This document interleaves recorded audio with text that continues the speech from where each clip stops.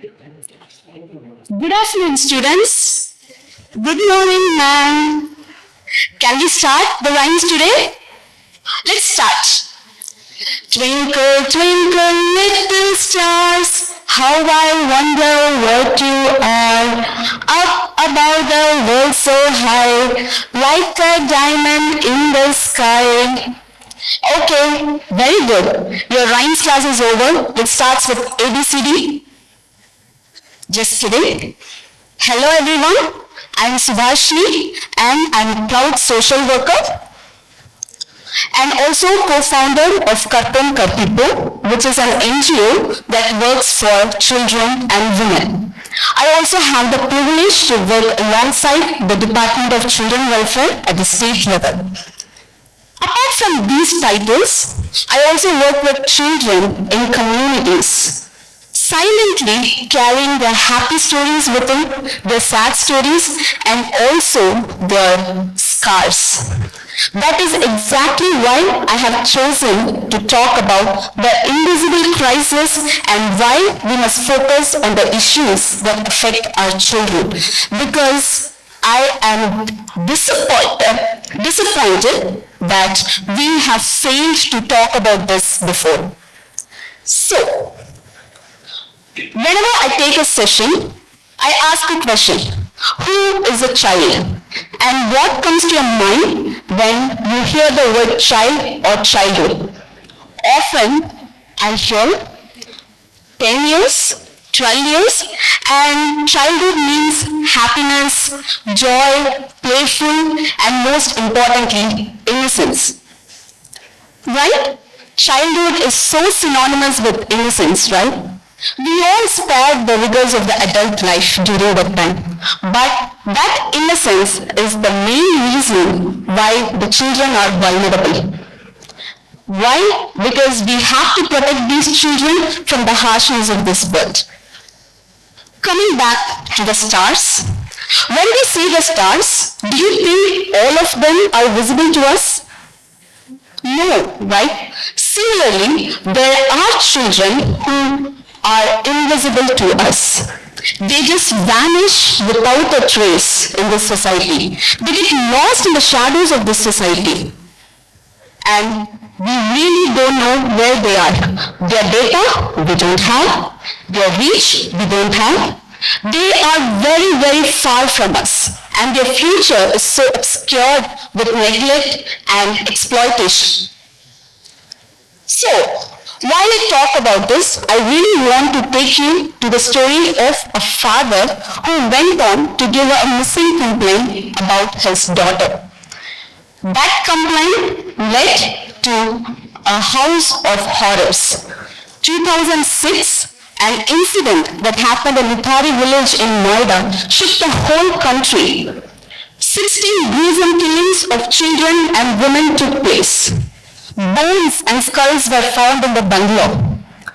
This exemplifies the fact that the children who get lost in the society, they can be found in many places and end up in street situations including child beggary, being murdered, being buried in the backyard of the bungalow, child marriages, forced into the sex industry, and many more. So this is just a story from one state across this country. Let me take you to the nationwide data. The NCRB data, it revealed that in 2018 to 2022, 1.27 lakh children went missing. And at the end of 22, 47,313 children were still missing. Just imagine the Chetak Stadium, which is in Chennai. Its capacity is 38,000 to 39,000. Just think, all the people who are in the stadium just vanish at once. More than that is the number of children who went missing. And of that, 71.4% were girls. If we analyze in depth, we will come to a conclusion that on an average, in India per day, 172 girls go missing. 170 girls get kidnapped and at least 3 girls, they are trafficked. While we are sitting here, by the end of this day, this could happen. And what is the biggest challenge in the children missing? Because they don't have the data, they don't have any identification, they don't have any means of communication. The only identity they have will be the children of so-and-so studying in so-and-so. That is exactly why all these children should be within the education system. Ever wondered why we have the all-pass category and concept until 8th grade? This is the reason for it.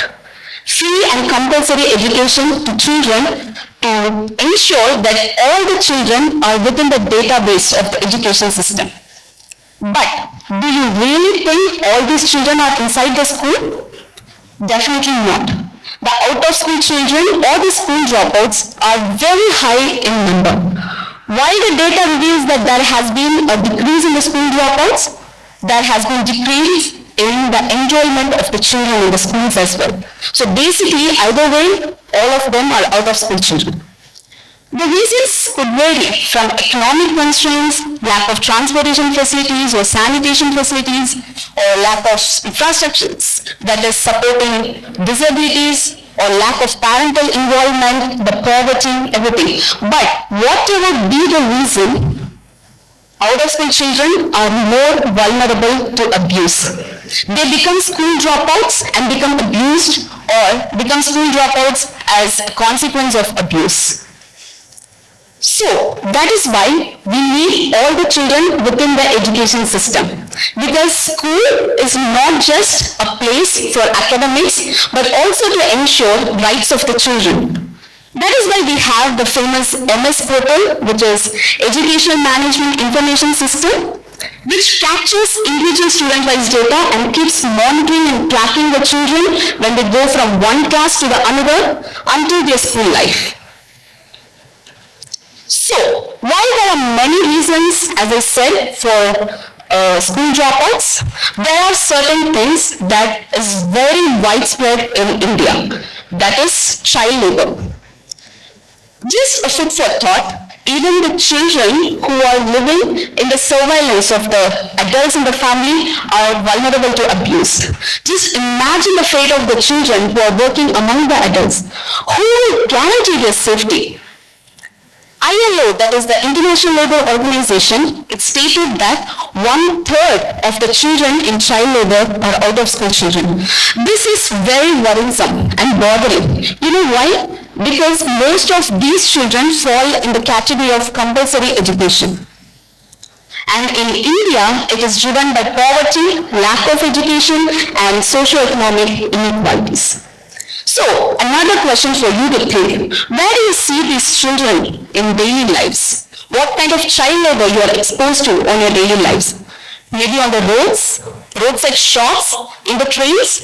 But do you know where they are actually being employed? Brickkilns, agricultural fields, not for the regular work, but for transferring the pollen grains from one flower to the other. It's artificial pollination.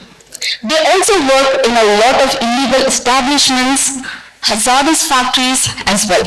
And here, they are exposed to a lot of poor conditions, late works, and abuse often. Post-COVID-19, we had a very much increase in the child labor across the globe. There was 160 million children involved in the child labor. So, all the issues that I have talked till now, can be imagined or picturized. Now, can you imagine a child getting sexually abused? Can you picturize how a child will be sexually abused? We cannot, because it is hard to see and even harder to identify. Child sexual abuse is basically the violation of rights, body, and the trust of the child. And it keeps on impacting a lot of children across this country. While we are silent because of the fear or retaliation and social stigma, it keeps impacting children across all demographics. Basically, it doesn't spare anyone. So, the foundation to talk about the child sexual abuse, it was led by the famous study in 2007, in which it was revealed that more than 53.2% of children. 2007, when no one was ready to talk about sexual abuse, children revealed that they were exposed to one or more forms of sexual abuse, of which 42.9% were boys. And more than 50% of the abusers, they are known to the children or the family. So, even in 2020, we had a lot of cases that was during lockdown, 50,000 cases of child sexual abuse in India, 1.68 crores of child sexual abuse materials. Basically, we use the term child pornography, which is completely inappropriate. So, we stick to the term child sexual abuse material. Of the 1.68 crores available globally, 11% was from India. And also, the child helpline calls, 1098 services, it received 3.07 lakhs of calls from the children, of which 30% were seeking support and protection from child sexual abuse. COVID pandemic in 2020, all were locked inside the house. But the question is, were everyone safe? Even recently, Tamil Nadu has seen a steepest ever increase in sexual abuse cases against children. But whatever we have been talking, all the data, it is just the tip of an iceberg. It's among the ones that have been reported. The ones that are not reported remain a silent epidemic forever. What could be the possible reasons behind this? Can you see the child? Who the child is pointing at? It's you, me, it's every one of us.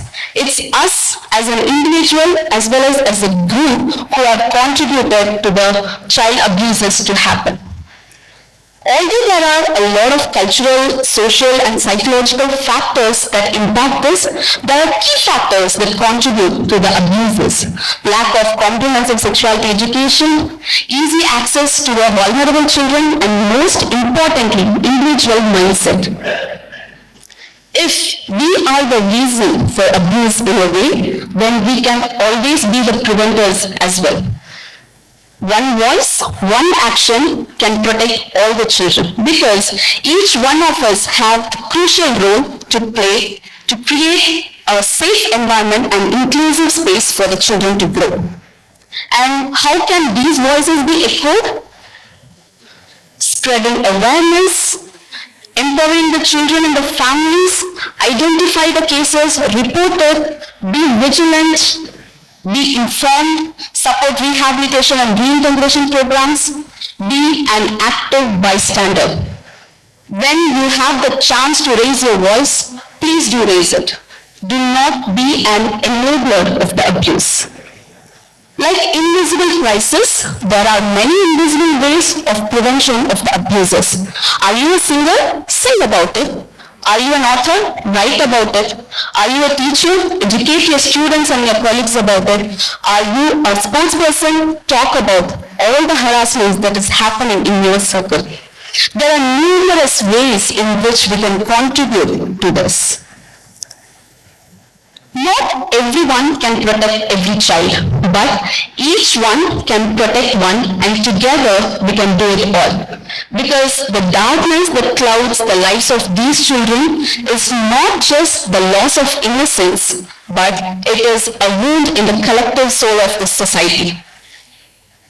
Let us be the reason why children get a chance, a freedom to dream and become whatever they want. Because children are the right holders, we are the duty bearers. And always remember, it takes a whole village to protect a child. Grateful for this opportunity. Thank you.